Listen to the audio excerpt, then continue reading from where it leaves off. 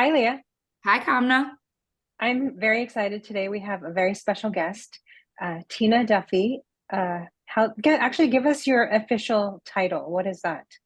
I am a health and wellness coach, and I specialize in brain health and sugar addiction. And it's great to be here. Oh, Oh, I didn't know the brain health. This is, well, both are incredibly fascinating to me, but okay. Wait, are they connected? Yes, very, very connected. Oh, we might have to go Sugar, deeper into sugar that. addiction definitely affects the brain. Definitely. Okay, go before ahead. we get into our endless questions, because we have many for you, tell Mm-hmm. us a little bit about your background and what you do. Sure. I graduated many years ago from the American University in Washington, D.C. with a degree in psychology. I have always loved helping people.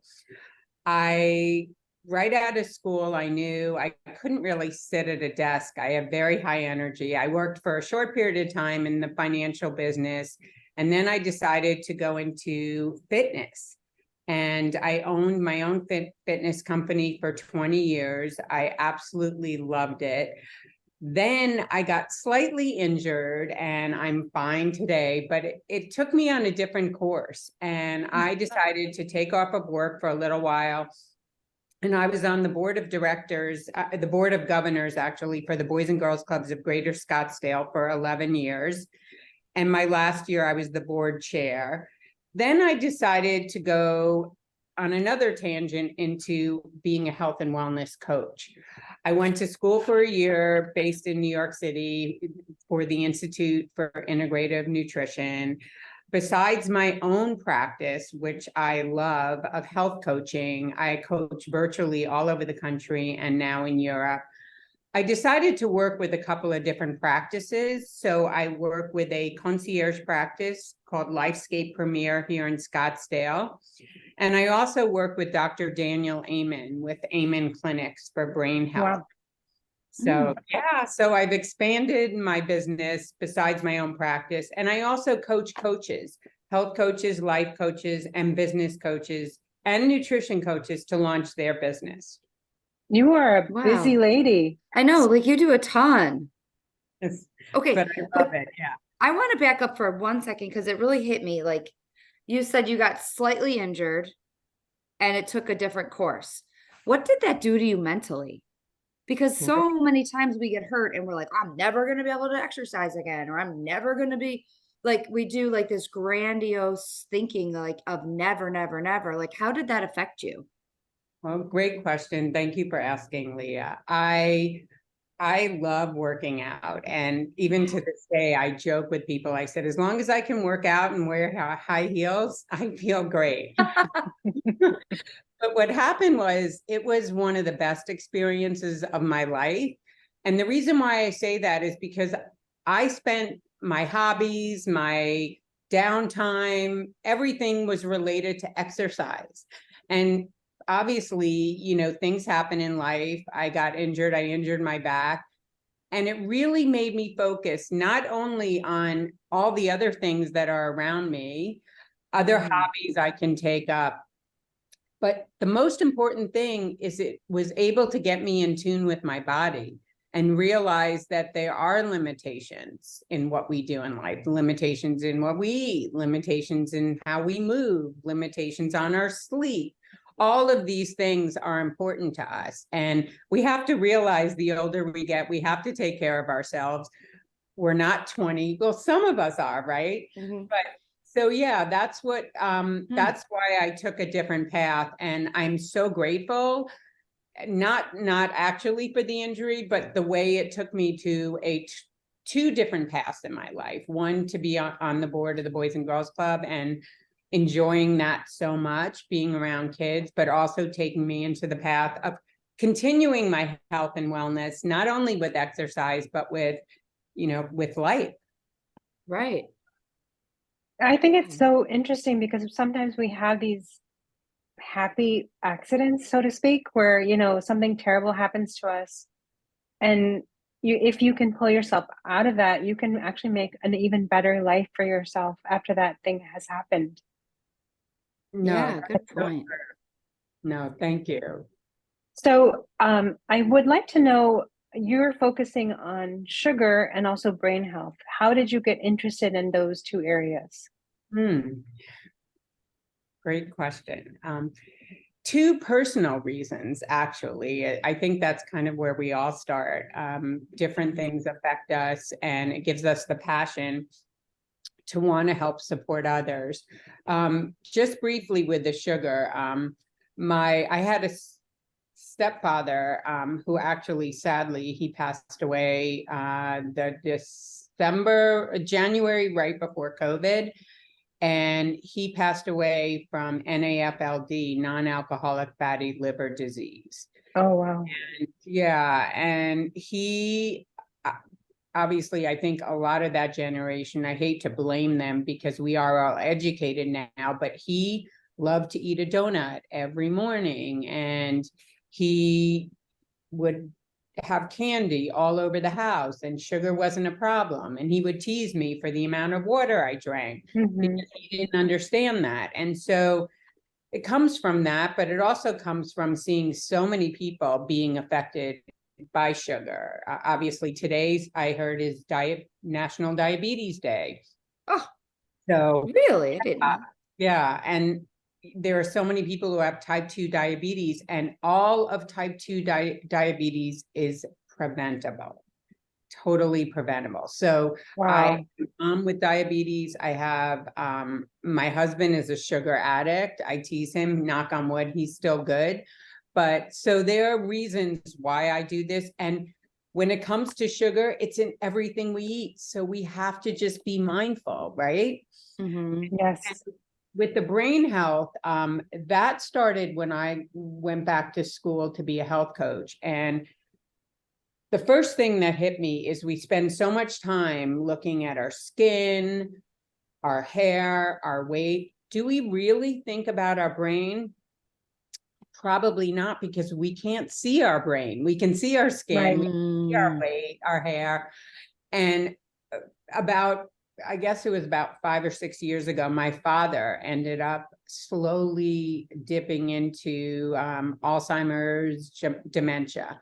And so he is pretty much full-blown dementia at this point. And so that is also what took me into really being fascinated with brain health, because sugar, sleep, movement, stress, all of that affect our brain.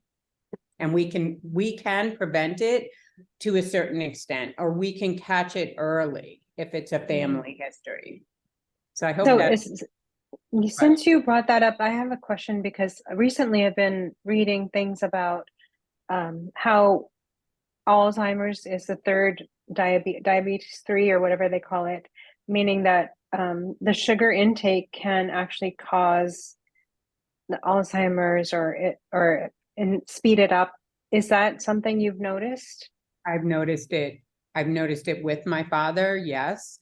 It's interesting. My father's a dentist, or was a dentist, and you think, oh my gosh, he didn't eat sugar. We weren't allowed to eat sugar as a kid, or the visible sugar. And when I Hmm. think back on my dad's life, I mean, he's 87, but I remember a time when he would also have a donut every single day for breakfast before work. And it's amazing what people ate because they didn't know, right? Right, right, So right, are you both, and you two coming out, are you guys saying like that if I have the Alzheimer's gene, then sugar may magnify it so it comes out sooner? Yes, yes. Mhm. Really? And lack of sleep. For example, if you don't get your 7 to 9 hours of sleep every day and you sleep 5 hours, I know there are so many people who think, oh my gosh, it's a badge of honor. I only slept 5 hours and I'm doing great, right?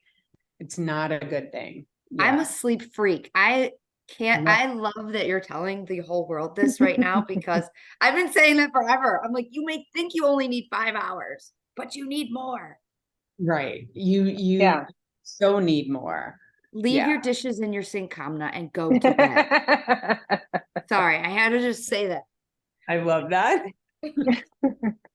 So, the reason I contacted you was because you had said sort of in passing about your sugar detox program, and like my ears perked up because so many people talk to us about how do I leave sugar? How do I get off of sugar? I'm really trying. I'm really addicted.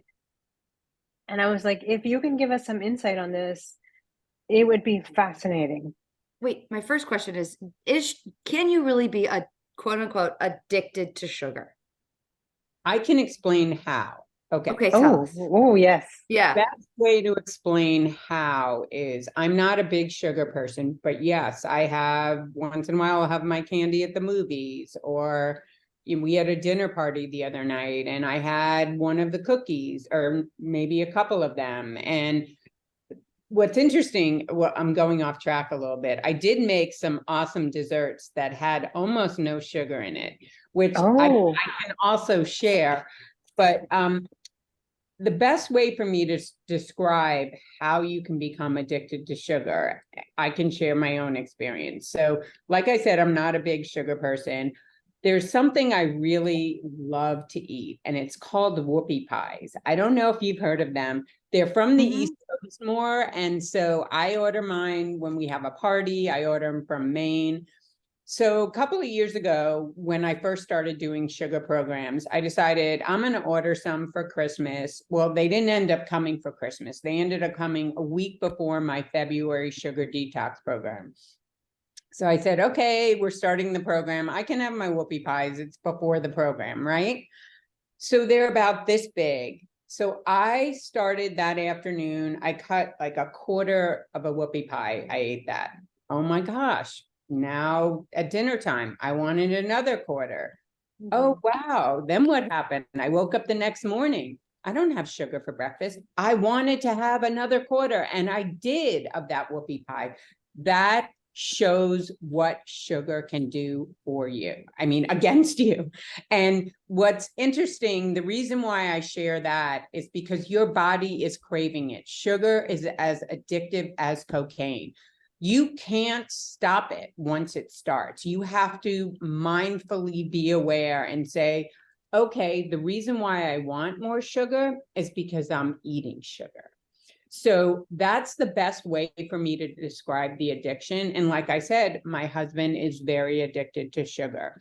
And for example, he loves this kind of peanut butter. It's called Better with the letter N, butter, better than peanut butter. And he orders, not anymore, but he was ordering this in by the case. And I was like, oh my gosh, why do you want this so much? It says 2 grams of sugar on it. The first 3 ingredients were sugar, but he wouldn't know that because he doesn't know that there are 61 names for sugar. I wait a minute. 61 names for sugar? Names for sugar. Yes, yes, yes. Can you So, give us like the top 5? oh yes, I can give you, I can totally give you the top 5. Okay. Wait, so let me, before you give us top five, does he get mad that you call him a sugar addict? Oh my gosh, he, like, yesterday he even said, he goes, okay, he was eating these brownies that I make. I got them from, trying to think which book, Fiber Fueled. Okay. Actually, the book's right behind me. And so I got it from that book, and I make him these incredible brownies that have almost no sugar in it. And he's eating it right before his workout. And I said to him, you should be eating these after your workout if you're going to eat them, even though they have less sugar. And he's like, wait, don't micromanage me. And I have to watch myself. And I tell him to tell me those things because, oh my gosh, I say to him, look, you had cereal for breakfast and milk, and then you have rice cakes and peanut butter for lunch, or you have a yogurt with fruit in it, but not real fruit, the yogurt that has fruit in it. Mm-hmm. I go, sugar, sugar, sugar, sugar. So yes, I am so bad. Yes. Okay. Okay. All right. So sorry. Go on. Didn't mean to No, derail you. so What are the top 5?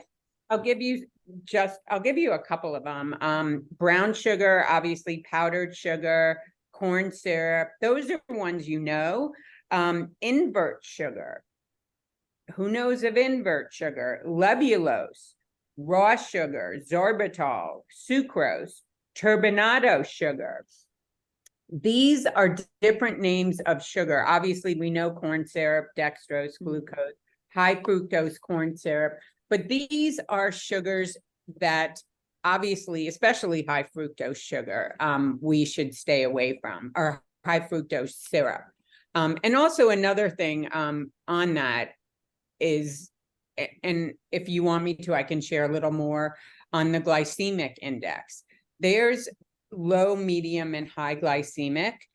And the best way, and there are charts that can be printed out, but staying with low glycemic will definitely keep you in the low range of sugar for the day. And my recommendation is staying under 25 grams of sugar each day. So that's added sugar, right? yes, yes. And so like an apple, apricot, dried fruit, and it's better to stay away from dried fruit, but they're low glycemic. Medium glycemic could be bananas, cherries, cranberries, watermelon, any kinds of melon would be high glycemic. So I guess I'm confused now. Okay, so my first confusion comes from so you said 25 added. That's not total grams of sugar? Well, I think actually I'm really strict, so it should be total. Okay. Yeah. I mean, to really watch your sugar, because there are a lot of things that have no added sugar, and that's the best way to start, is just start reading the ingredients and making sure there is under 5 grams of added sugar. I mean, I like to stay under 2 or 3 grams of added sugar.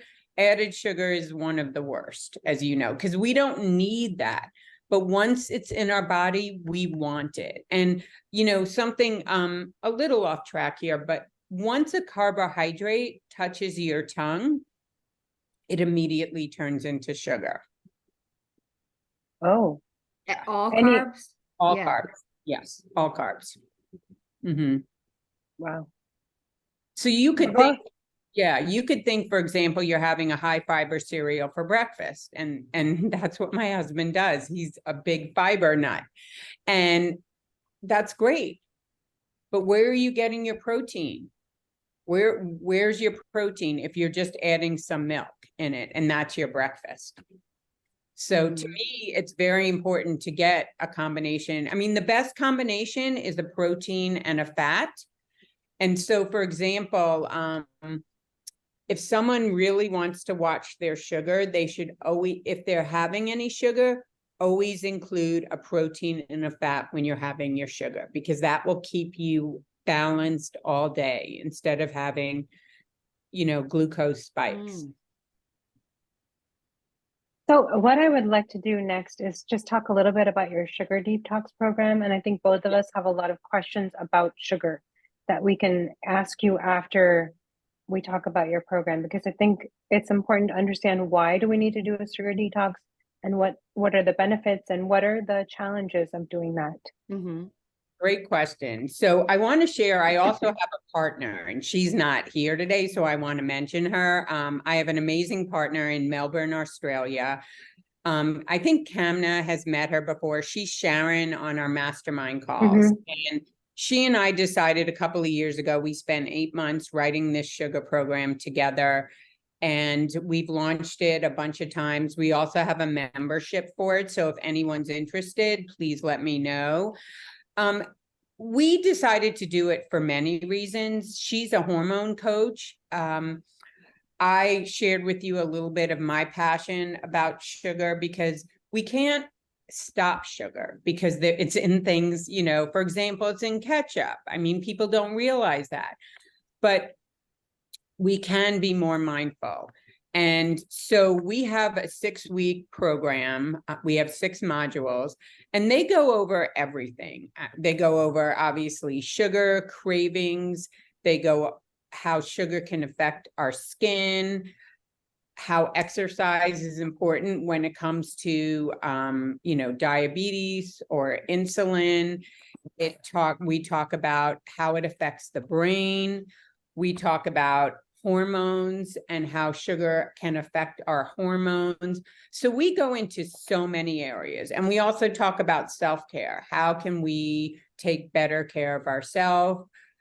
We get into a lot. I lost you guys. Oh, there. Sorry about that. You saw That's me. okay. The screen went. And we get into different exercises you can do. We have people have a journal.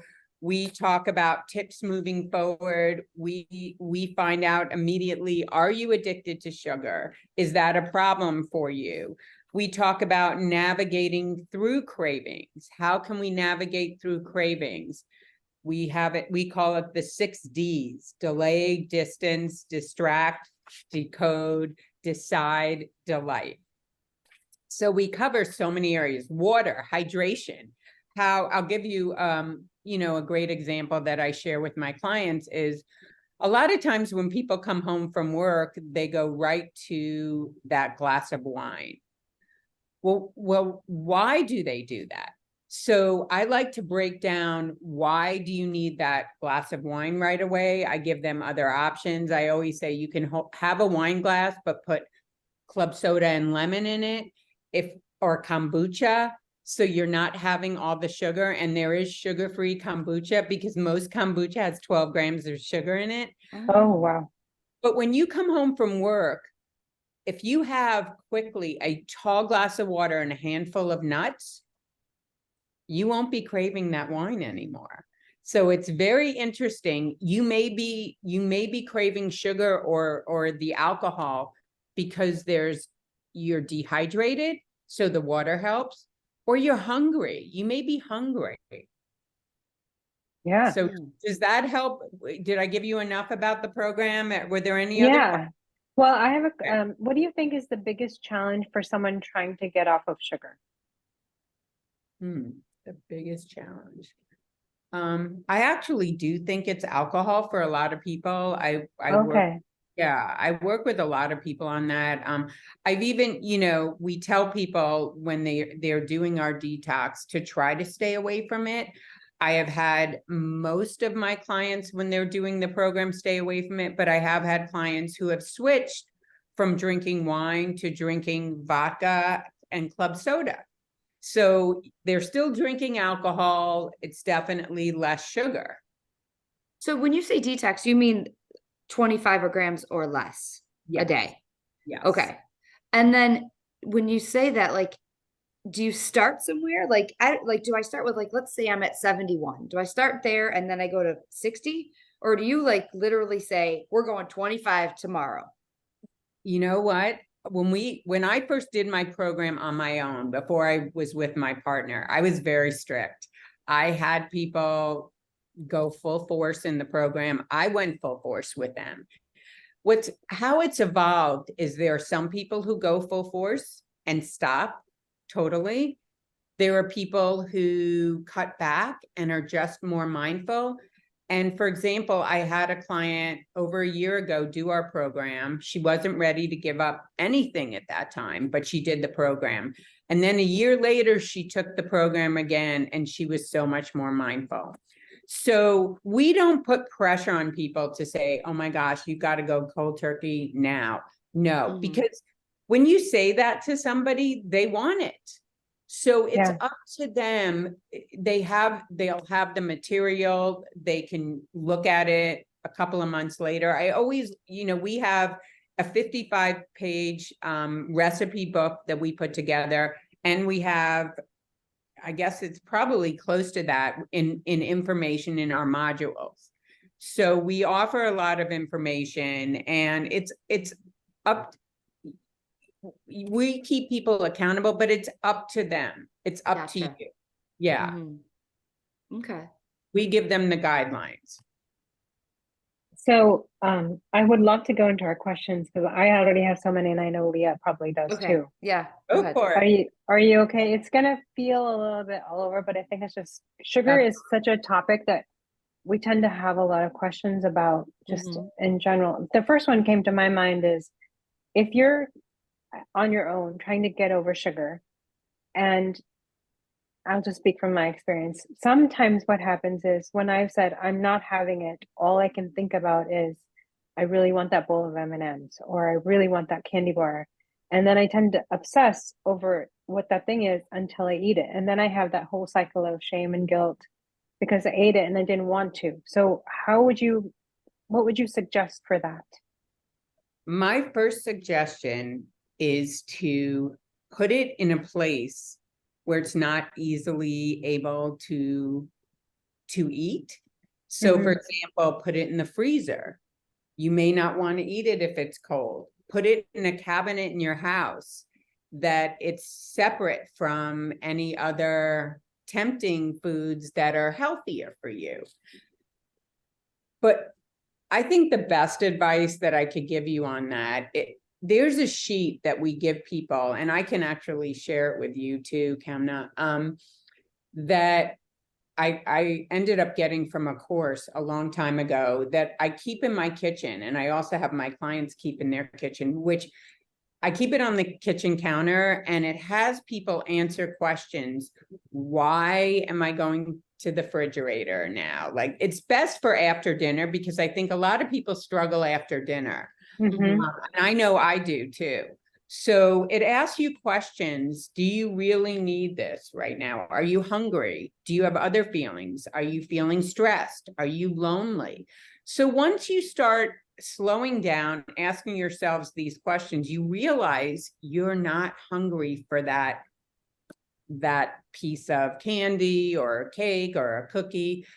But if you still are, then eat it. It's not going to hurt you. You can't stop something forever 100%. And I learned that a long time ago because yes, there are a lot of us who are super disciplined.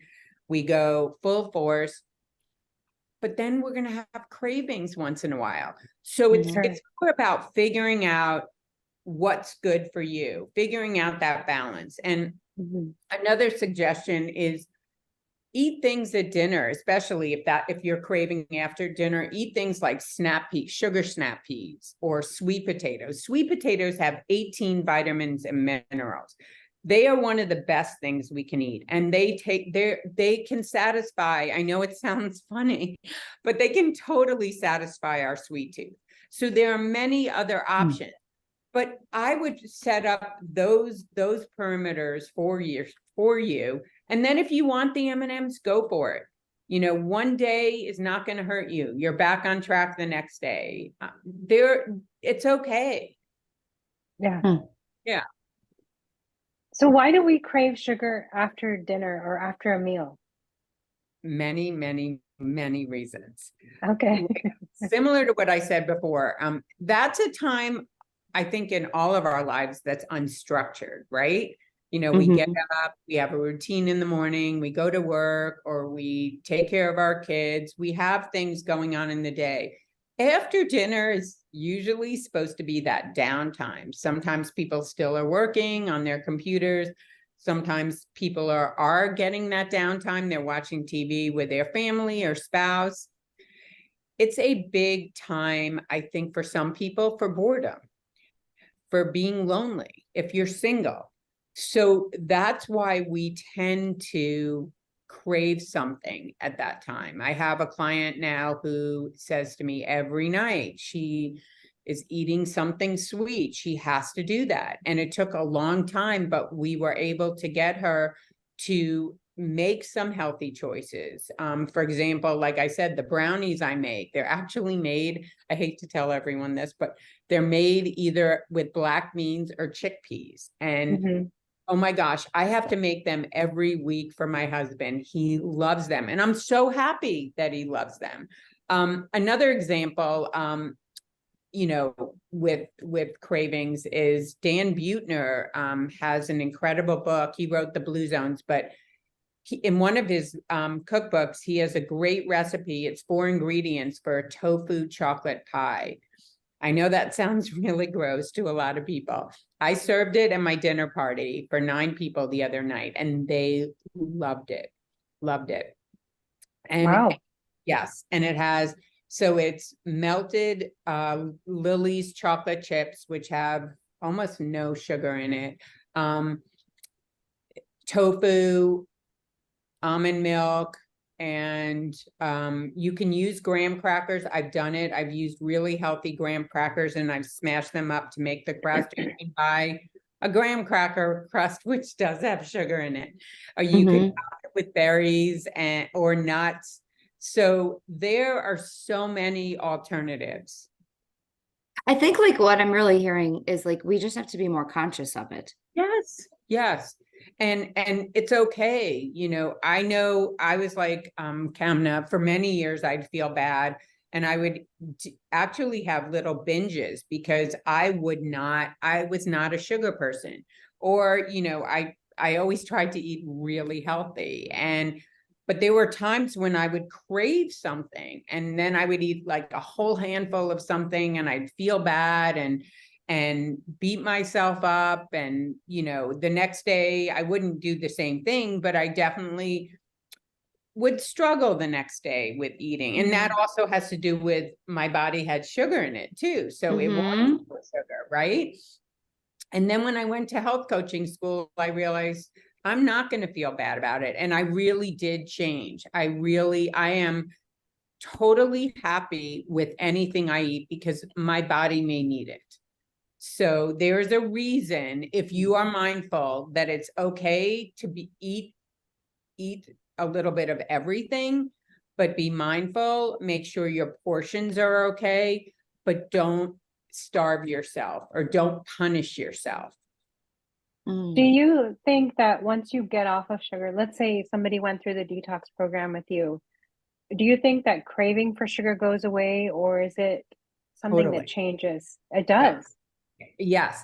If you don't have, as a lot of sugar in your diet, like for example, this morning I had like a half a banana and some frozen organic blueberries in my smoothie. And that's all my fruit for the day. And the rest of the day, I'm not craving anything. I did have some sugar in the morning, but I had, protein powder. I had some avocado in it. So that gave me my fat. I sprinkle it with a little unsweetened coconut flakes. So it's kind of a treat sometimes in the morning having that smoothie, but the rest of the day, I am not eating anything that has sugar in it. I'm not having a fruit. Well, I shouldn't say that. Sometimes in the evening, I'll have some raw vegetables after dinner, or I'll have an orange. So, but not every night, once in a while. My body at this point, and I'm not saying it's like that all the time, the last probably month or so, I'm not craving any sugar at all.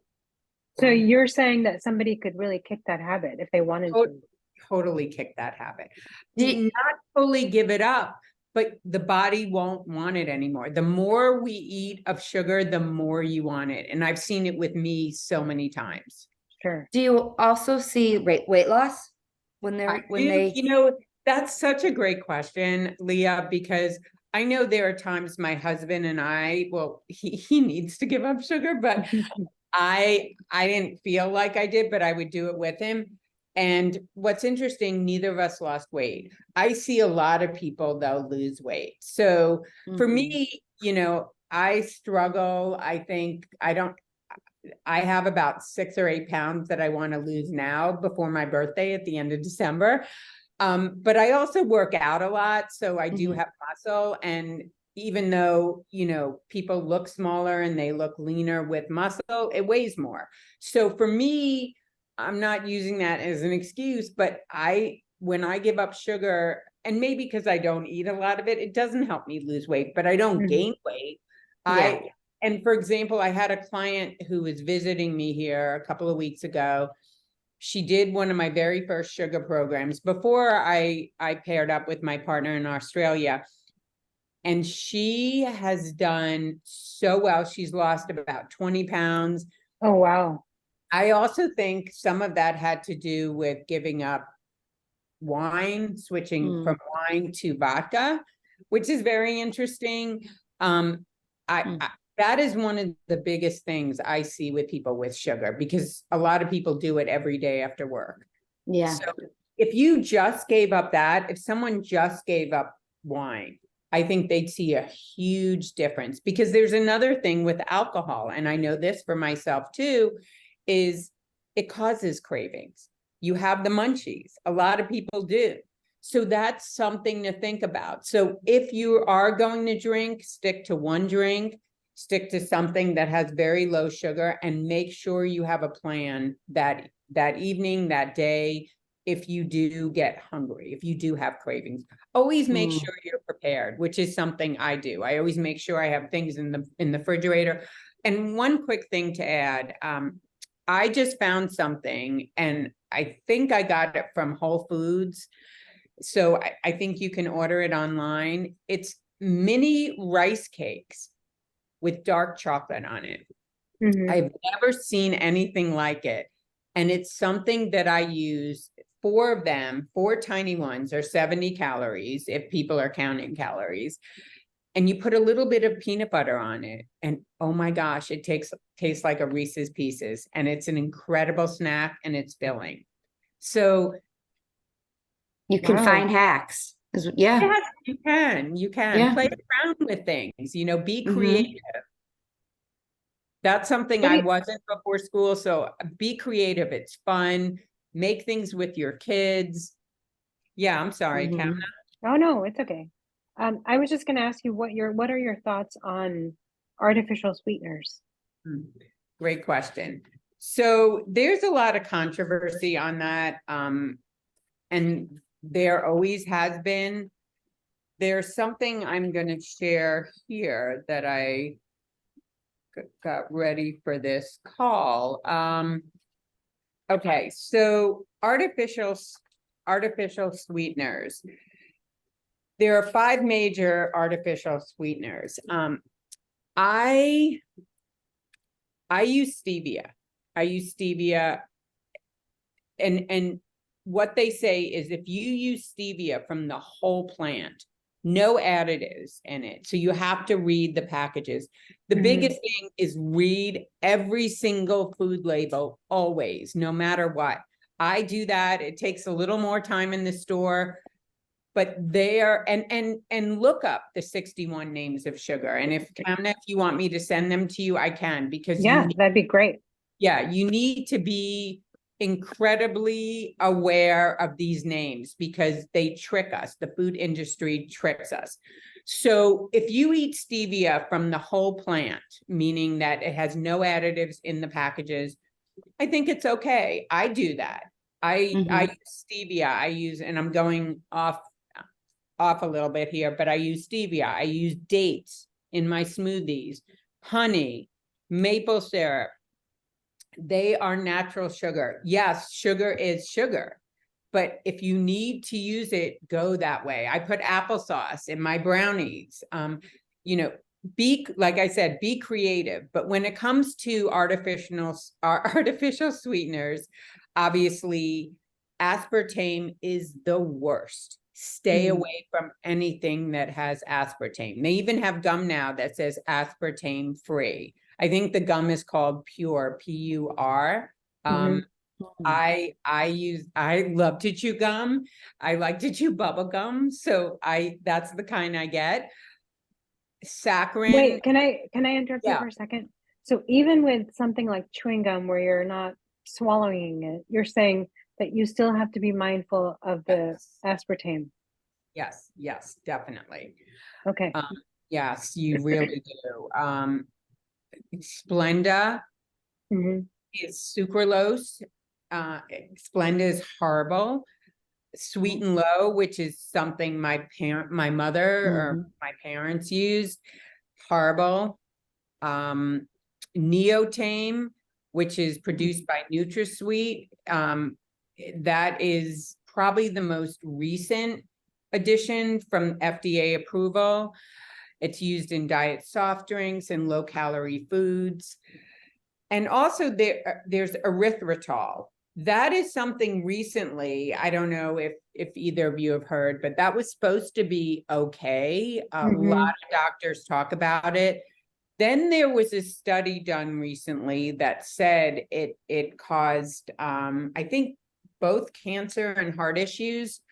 Oh, I'm wow. not sure if I'm 100% right on that, but I know it caused one of those, definitely. And from what I hear, the study wasn't complete. So meaning that they found that it still is okay, but I'm a little wary of any of these. The one I choose is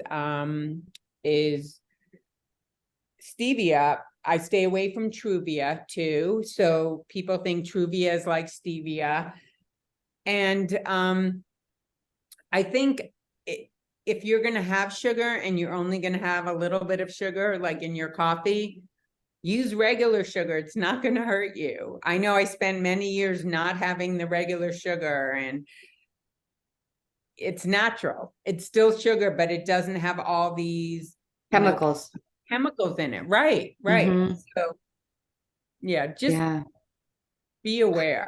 If, And sorry, no, I'm if, yeah, just be knowledgeable on this. You can Google it, and find the answers to any of this. Google one of the artificial sweeteners and see what they say about it. I think it's really important that we all look at that.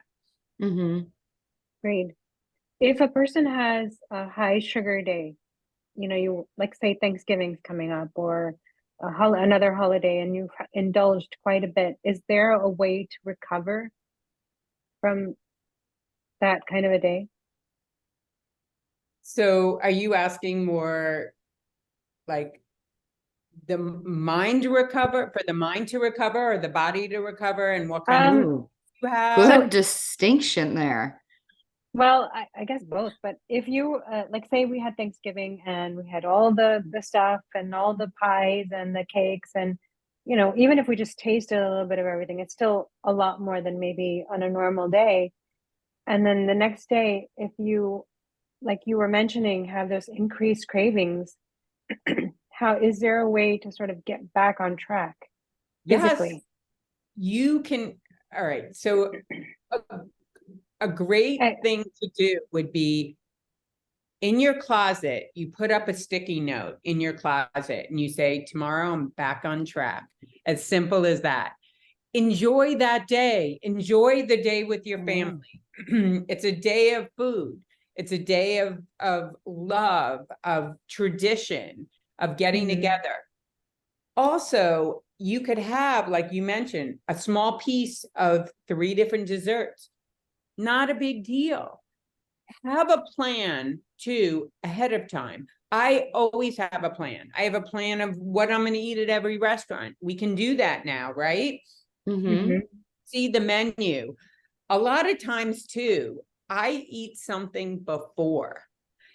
And I try to eat something that's filling. I think peanut butter tends to be filling for a lot of us and quick, but try to make sure it's something healthy, like a protein and a fat before a big meal like that. Because then, and it doesn't have to be like a whole piece of a chicken or a whole piece of a sandwich, or have a sandwich or something, like, doesn't have to be something that big. But if you are slightly full, you will go into that day not picking, because not And picking the binging. appetizers, a lot of times they started what, like 1 o'clock or 2 o'clock with appetizers for an hour, and then the meal, and then the dessert. So just have a plan. I think that's the best way to be, but don't be hard on yourself. Don't ever enjoy that day. I like that so much. You're not saying it's a black or white situation. You're just saying live Oh, your life, but get back. I love the sticky note, like plan to immediately get right back. get back on track. Yes. Yes. So, Leah, do you have any questions that we missed? Well, I just had a question. I'm confused on, like, you said carbs hit your tongue and they're immediately sugar. So is there a carb number like that you should stay away from, or That's a where to good question. stick to, or I think I don't have the numbers in front of me, so I can't say okay. exactly, but there are so many different types of carbs. So you want to eat carbs that are like a vegetable that's a carb. So something So a that better quality carb. yeah. And I think just having, for example, like for me, there are times when I will have a protein, a vegetable, and have some brown rice. Or another example is I'm not a big pasta person. My husband enjoys it, so I make him, the only kind of pasta we have in the house is chickpea pasta or black bean pasta. So these are different types of pastas. Yes, they do have carbs in them, but they have a combination of protein. Gotcha. I think So that's combining the that. best way to think about it. Not how many carbs you can have in a day, but start your meals with the protein and the fat, and you won't want a lot of carbs. I love that you switched that. Let's not look at your day as how many carbs can I have today? Like, let's start with the protein and then figure it out from there. Yes. Yeah. And also when it comes to sugar, make sure you have a full meal before you're eating anything with sugar in it. So like a dessert. So if you're full from your meal, you probably won't, even before the meal, you may say, oh my gosh, I want those M&Ms, or I want that cup of ice cream with chocolate sauce on it. But when you're done with your dinner or your lunch, you may not want it anymore. I love that as a rule. Yeah. Eat a full meal before you have your sugar. Yes. Is there and maybe I'm putting you on the spot with this question, but is there like a top 10 things that people should have in their fridge or pantry to help curb sugar cravings? Yes. Well, there are so many, but I think it's probably best that I would share mine. Right. Okay. All of you. So I think having, like I said, peanut butter. Peanut butter is a great thing to have. Make sure the peanut butter has almost no sugar in it. It could have 2 to 3 grams of sugar is fine. Make sure that it's organic, that it has, it's made with healthy oils, preferably, obviously, olive oil. A lot of times it's made with palm oil.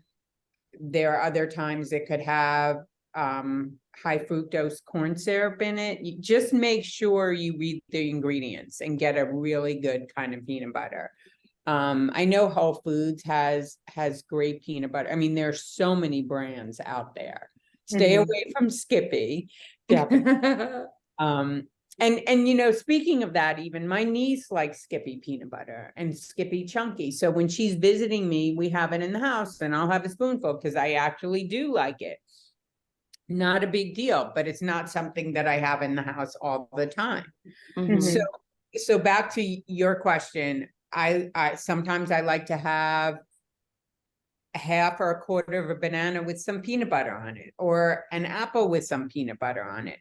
Very filling. A lot of people, you know, I don't do it to this extent, but I know a lot of people like to have celery in a cup with water in the refrigerator so they can just grab it. Having sugar snap peas, that's one of my biggest things. I get a bag of sugar snap peas, I open them up, I eat a bunch of them, and I get satisfied with the sweet tooth. And I can't say they fully fill you up, but they're a great thing to have in the refrigerator. Have a half a sweet potato. It's amazing. It's delicious. It's filling. One of the best things for me, and I learned about it a couple of years ago, actually, from Dan Buettner, is purple sweet potatoes are the healthiest thing you can eat on this planet. And to me, they taste like candy, and they're purple, and I love pink and purple. So I've never had a purple sweet potato. They are delicious. And I thought, so Leah, I thought when I first heard about them, I had to order them online somewhere because I had never heard of them either. And they were shipped to me, and they're kind of funny looking. They're in like these kind of different shapes. And now they're in all the stores. They're in Whole Foods. They're in Sprouts. Sprouts is a West Coast store, but So look for them. I promise you, once you see them, you'll be like, oh my gosh, they're here in my store. Hmm. So they are delicious. Carrots, cucumbers. Last night before I went to bed, well, maybe an hour before I went to bed, I'm trying to think of the right word. I took the skin off my cucumber and I chopped it up and I had it while we were watching TV. So Mhm. different things, vegetables, I know they sound boring, but if you eat them, you develop a taste for them and they become part of your daily life. Sure. So those are things. Have frozen grapes. Grapes are, I think they are a little higher in the glycemic index, but frozen grapes are a great treat to have. So yeah, those are some of my ideas. Great ideas. I still have more questions, but we're I know, running out of I know. time. Okay, well, I can share them with you off the call too, and I will Yeah, for sure. I will send you the 61 names of sugar too. That So would be great. Definitely. Yeah, because Because we didn't even get into brain health on this no, topic. We have to have you back. well, we I'd have love to. to come back and talk about that because that's also my passion too. Yeah, but Yeah. thank you for having me. This was really great. I enjoyed sharing with you and I loved your questions and I learned from you too. From Thank both. you so much for being on and Oh my clearly gosh, for yes, being thank you. an expert on this topic. I mean, if we still can ask you a million questions, you know your stuff. A million more for Okay. sure. Thank you so Well, thank much. you. You. Yes. Have a great rest of your evening. You Bye. Thank too. you. Bye. Bye.